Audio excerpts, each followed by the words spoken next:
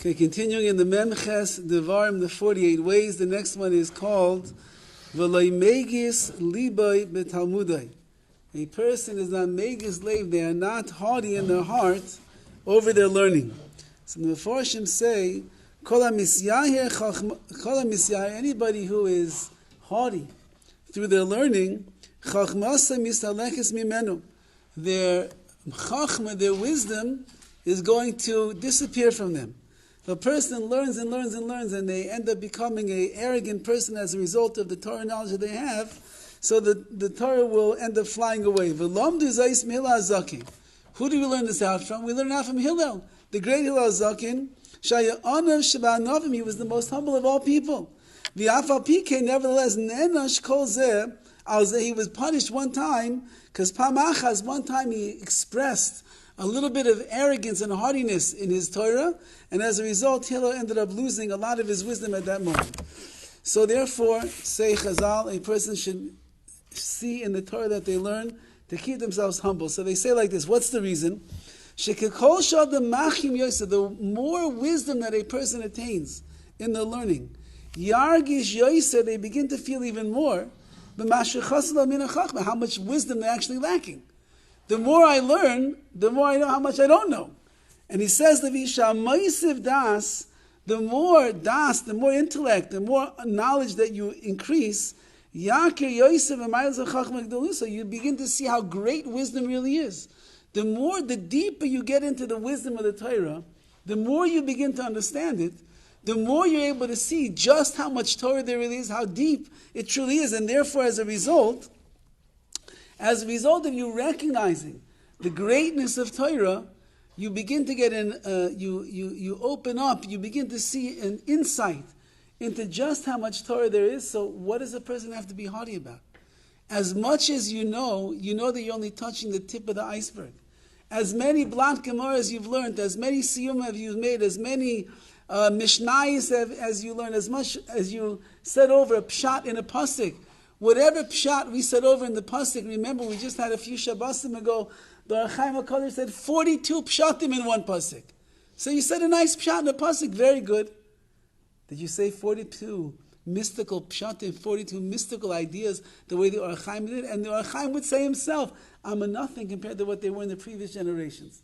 So the more that you learn, the more you understand how deep the wisdom of the Torah is, the more you realize how much there is for a person to be able to learn and to know and to plumb those depths. And therefore, how could a person ever really be someone that is haughty in their learning? The Midrash Shmuel writes, yesterday we spoke about this idea of misrachik min hakavod, running away from honor. This one is not to be haughty. Besides that, you're running away from honor. Even in your heart, there's not 1 ounce of haughtiness for the learning that you have accomplished. You always will look at yourself as the tiniest of all of the chachamim, the sages, and because of that, you'll work harder and harder in your learning. If a person thinks to themselves, there's so much more that I have to learn, there's so much more Torah that is out there. Sometimes you go to a shiur of like one of these fascinating Talmidei Chachamim, and you hear this person is holding in a different world, in a different realm of Torah. There's so much that's there, so much. It makes you realize how much more a person could work, how much harder we could invest. Good, if you put in the time and you put in the effort, feel good about yourself. Yet don't let yourself come to the level of haughtiness, because that itself is not going to accomplish much at all. The next one is Ve'enai samech b'hera. A person does not rejoice, he's not happy with the fact that he has to give halachic psakim and answers. Says the Tiferes Yisrael, Einai samech she'gila. He's not happy when the shaila, when the halachic question comes to his doorstep. The yirei shema einai kedayla, because he thinks to himself, maybe I'm not worthy of answering such a question. Maybe I don't have enough wisdom. The shema yikashaba, maybe I'll make a mistake. Miroiv dakusa, because it's such a as they say in halacha, it's like splitting hairs sometimes. In order to be able to understand exactly what is the shaila, I had a very interesting two shailas yesterday, and I called a paisik, and he went back and forth, and he said, you know what? I don't know the answer. He said, I feel like I'm too young to answer such a question. He said, you better have call Rabbi Bess, or I'll give you a name of a paisik in New York, call them instead. So I called Rabbi Bess. In less than 2 seconds, he answered Bush just like that. Just like that. I asked the question, as I'm asking the question, he's already asking a question back, and boom, he answers the question just like that. So a person should be concerned that maybe, like this the first Rav that I called, maybe perhaps they're not worthy of answering the question because it's so dakus, it's so narrow sometimes, the question that is there, you have to make sure that you know what you're talking about. So he writes like this, when a person is asked to paskin, to give a halachic, a rendering, he doesn't rejoice, like we said before. He's concerned that maybe he's going to make a mistake. There's a famous story with the Brisker Rav, when he became the Rav in the town of Brisk, that's why he's the Brisker Rav. So he was known already to be one of the Gedolei Adur, one of the great leaders of the generation. And he was known to be expert in halacha as well.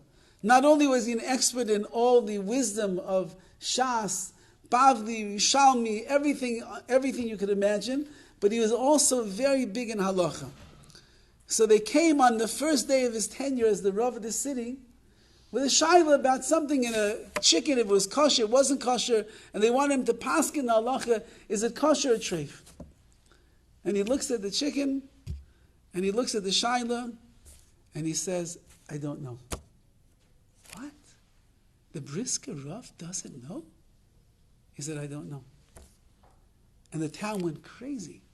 We brought this Rav in, they said he's the Gadol Ador, he knows everything. He says, I don't know? How could it be? He doesn't know?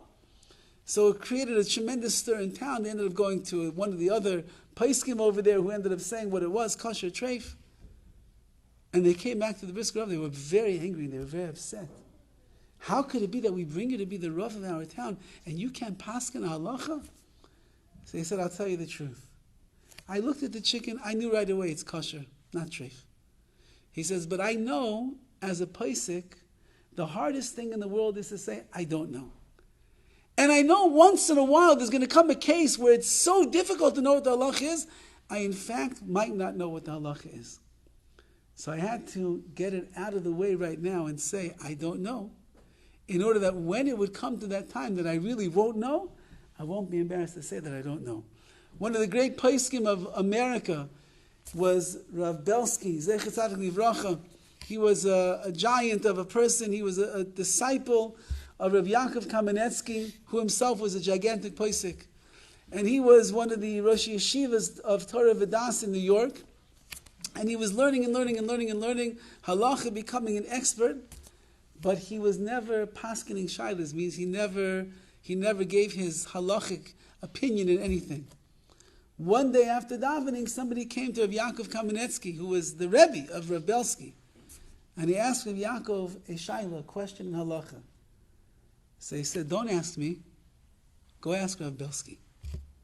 So the man comes walking over to Rav Belsky and he says, I just asked Rav Yaakov, who was one of the Gedolei Ador, a shayla, he told me I should come and I should ask you. You know the answer.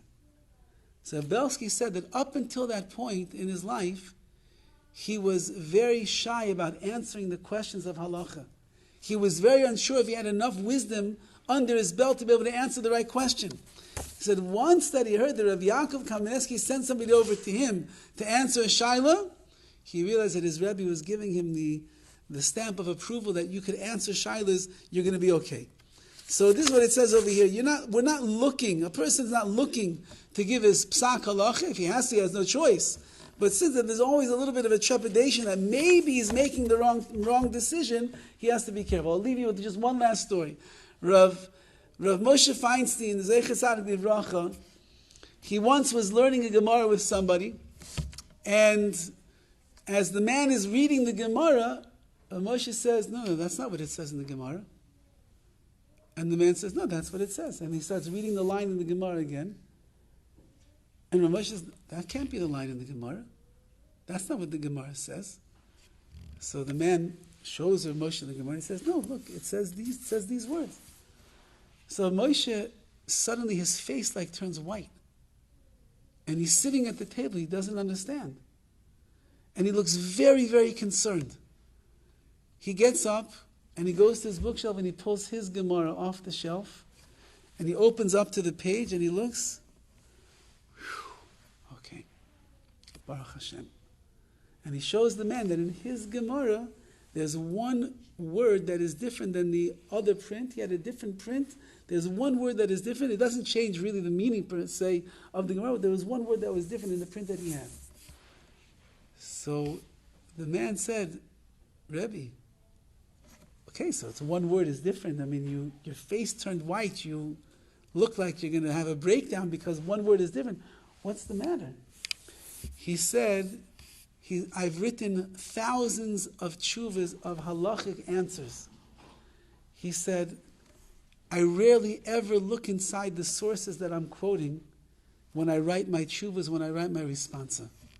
I'm doing everything by memory.